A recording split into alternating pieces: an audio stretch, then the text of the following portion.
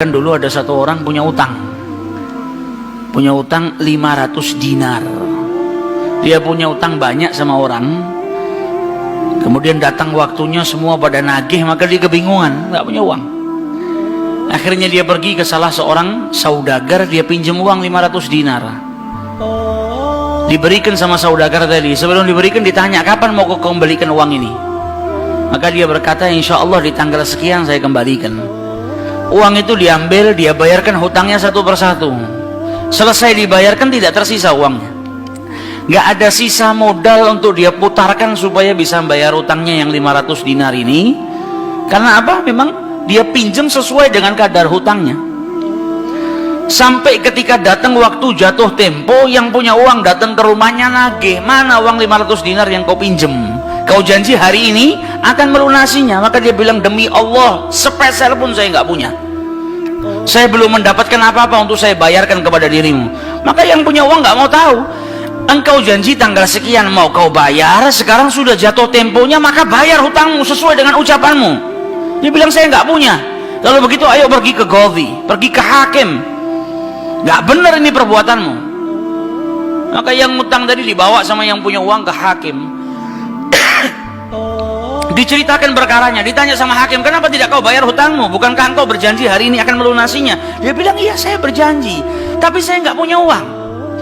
Saya bukan pengkhianat, bukan orang yang mau berdusta. Kalau berdusta saya akan bilang saya nggak punya uang. Nggak ada perjanjian di sini, nggak ada bukti. Tapi saya ngaku kalau saya punya hutang dan hari ini saya nggak punya uang untuk saya bayarkan.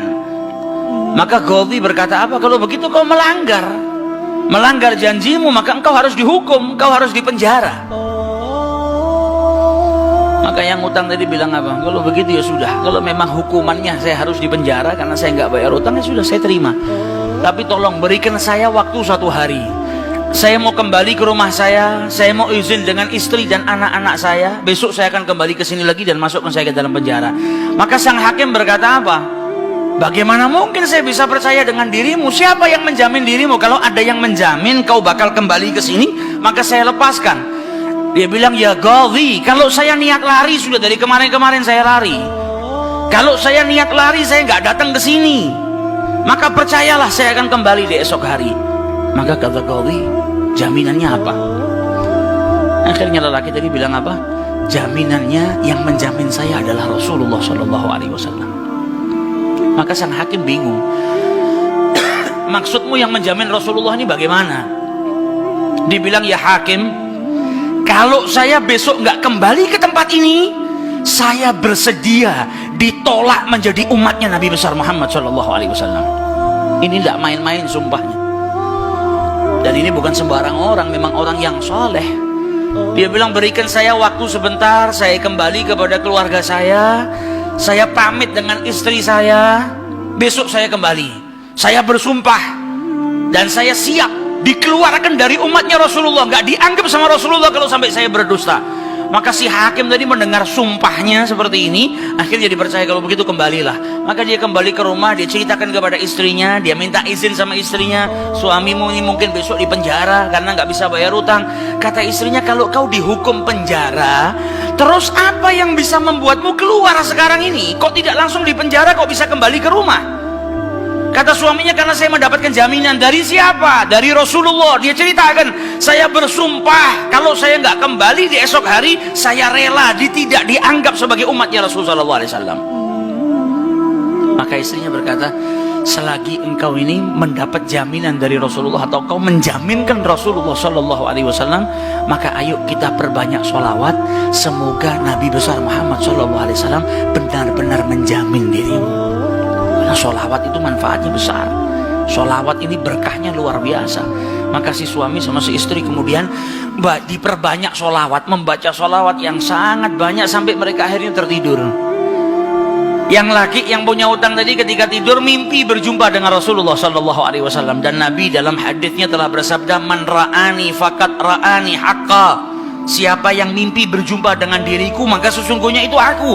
Karena syaitan gak bisa menyerupai Nabi besar Muhammad SAW. Dan orang yang dalam hatinya ada mahabbah, orang yang rindu, orang yang membersihkan dirinya, orang yang memang benar-benar ingin berjumpa dengan Rasul SAW, akan diperjumpakan oleh Allah Subhanahu Wa Taala dalam mimpinya ataupun dalam keadaan yaqdzatan. Karena Nabi pun menjelaskan ada orang-orang yang bisa melihat Rasulullah SAW dalam keadaan sadar. Sebagaimana dulu diriwayatkan ada seorang santri kepingin ketemu sama Rasulullah, pingin mimpi. Tanya sama gurunya, sama kiainya, ajarkan kepadaku caranya mimpi ketemu Rasulullah itu bagaimana. Kata kiainya, apa? Gampang. Nanti malam kau makan ikan asin yang banyak, setelah makan jangan minum, kau tidur. Maka dia bingung, apa hubungannya ikan asin dengan mimpi ketemu Rasulullah? Praktekkan. Ini kiai mau mendidik santrinya yang betul-betul kepingin berjumpa dengan Rasulullah, pingin mimpi dengan Rasul SAW. Maka malam hari datang, dia makan ikan satu piring, setelah itu nggak minum, tidur. Bangun tidur, dia pergi ke gurunya, marah, mana saya nggak ngimpi ketemu Rasulullah. Kata gurunya, apa yang kau impikan? Kau mimpi ngelihat apa? Kata santri tadi, saya mimpi ngelihat laut, ngelihat sungai, ngelihat hujan, ngelihat air terjun. Kata gurunya, karena sebelum tidur yang kau rindukan adalah air. Kau makan ikan asin sehingga kau kehausan. Yang kau rindukan dan kau dambakan air, maka apa yang kau rindukan dan apa yang kau dambakan datang dalam mimpi. Coba setiap kali kau tidur kau rindu dengan Rasulullah. Coba setiap kali kau tidur kau ingin sekali dan minta sama Allah Subhanahu Wa Taala akan diperjumpakan dengan Rasul Sallallahu Alaihi Wasallam, maka kau akan diperjumpakan dengan Nabi besar Muhammad Sallallahu Alaihi Wasallam. Nah, ini yang diajarkan sama para ulama. Ini yang punya utang dari mimpi ketemu Rasulullah Sallallahu Alaihi Wasallam. Dalam mimpinya apa kata Rasulullah? Kau jangan takut, jangan gelisah. Orang yang mahabbah, baca sholawatnya bukan sekedar baca, tapi baca dari lubuk hatinya, baca dengan penuh kecintaan. Mimpi berjumpa dengan Rasulullah dan berkahnya sholawat tadi bisa menyelamatkan orang, hajat-hajatnya bisa dikabulkan, dapat pertolongan dari Allah Subhanahu Wa Taala. Maka dalam mimpinya Rasulullah bilang apa? Besok pagi kau pergi, idhab ilal wali, pergi ke gubernur di tempatmu itu, bilang sama gubernur tadi, Rasulullah mengucapkan salam kepadamu, dan sampaikan kepada si gubernur, kalau setiap hari dia bersolawat kepada Rasulullah sebanyak 1000 kali, itu solawatnya sampai kepada Nabi Muhammad. Dan sampaikan kepada si gubernur, tadi malam dia itu kebingungan, baca solawat sudah 1000 atau belum, ada salah dalam menghitung sehingga dia itu gelisah, saya sudah 1000 atau belum. Maka sampaikan kepada gubernur itu bahwasanya sholawatnya sudah sampai 1000, jadi dia nggak perlu gelisah. Bangun dari tidur, dia mau kembali ke Gawi, tapi sebelumnya dia pergi ke wali, pergi ke gubernur tadi. Sampai di rumahnya gubernur, dia sampaikan, wahai wali, wahai gubernur, Rasulullah menitipkan salam kepadamu. Kaget dia. Orang yang selama ini dia sholawati, gubernur ini gubernur yang cinta kepada Rasul Sallallahu Alaihi Wasallam, tiba-tiba ada orang yang datang bawakan salam dari Rasul Sallallahu Alaihi Wasallam. Nabi Muhammad berkata kepadamu, wahai gubernur, sholawatmu yang kau baca 1000 kali setiap hari sampai kepada Rasulullah. Dan tadi malam ketika engkau kebingungan sholawatmu itu sudah 1000 atau belum, ternyata sudah 1000. Nabi ngabarkan kau jangan takut, jangan gelisah, karena sholawatmu seperti biasa, istiqomah kau baca, jumlahnya sudah 1000. Dan Nabi Muhammad minta engkau bantu diri saya untuk melunasi hutang. Maka saking gembiranya dapat salam dari Rasulullah, dapat kabar kalau sholawatnya yang selama ini dia baca sampai kepada Rasul Sallallahu Alaihi Wasallam. Ditanya utangmu berapa? 500 dinar. Diambilkan 500 dinar dari Baitul Mal. Setelah itu diambilkan lagi 2500 dinar dari uang pribadinya. Ini hadiah buat dirimu karena kau datang bawa kabar gembira kepadaku, yaitu Rasulullah Sallallahu Alaihi Wasallam mengucapkan salam kepadaku. Mahabbah. Kita belum tentu, kalau mungkin andai ada orang yang mimpi berjumpa dengan Rasulullah, kemudian Nabi mengucapkan salam kepada kita, belum tentu kita bahagia sampai bisa mengeluarkan harta seperti itu. Tapi orang-orang yang mahabbah, kecintaannya sama Rasulullah luar biasa. Maka dia pulang dari rumahnya si gubernur tadi bawa uang 3000 dinar. Utangnya cuma 500 dinar. Berkat sholawat dia bisa melunasi hutangnya.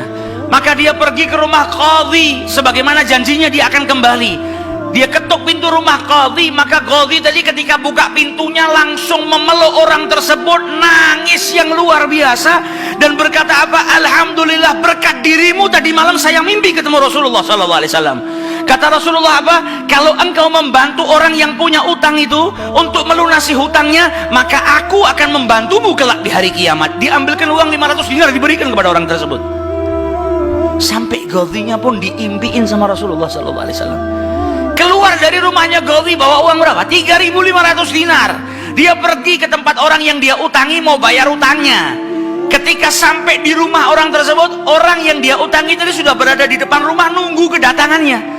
Ketika ini yang punya utang datang, langsung dipeluk, dicium, sambil menangis mengucapkan terima kasih, berkat dirimu tadi malam saya mimpi ketemu Rasulullah. Kata Rasulullah, kalau kau bebaskan utangnya fulan, kelak kau akan aku bantu, aku berikan syafaat kepadamu di hari kiamat. Utangmu jangan dibayar, dan ini ada hadiah untukmu 500 dinar. Berangkat dari rumah punya utang 500 dinar. Berkat mimpi berjumpa dengan Rasulullah, utangnya terlunaskan dan ada tambahan 4.000 dinar. Berkat apa? Berkat sholawat yang dibaca kepada Rasulullah SAW. Jadi kita kalau baca sholawat ini bukan hanya berkahnya nanti di akhirat, bukan hanya nanti kita dapat syafaatnya Nabi, bukan hanya nanti kita dapat tempat yang dekat dengan Rasulullah SAW. Bahkan di dunia kalau kita ada situasi yang tidak menyenangkan, ada masalah, ada apapun, semuanya bisa hilang berkah daripada sholawatnya yang kita baca kepada Rasulullah SAW. Karena satu sholawat dibalas dengan 10 rahmat. Satu rahmatnya Allah, kita punya masalah sebesar apapun bisa hilang kalau kita mendapatkan satu rahmat dari Allah Subhanahu Wa Taala. Sedangkan orang yang bersalawat kepada Rasulullah SAW, maka dia mendapatkan 10 rahmat daripada Allah Subhanahu Wa Taala.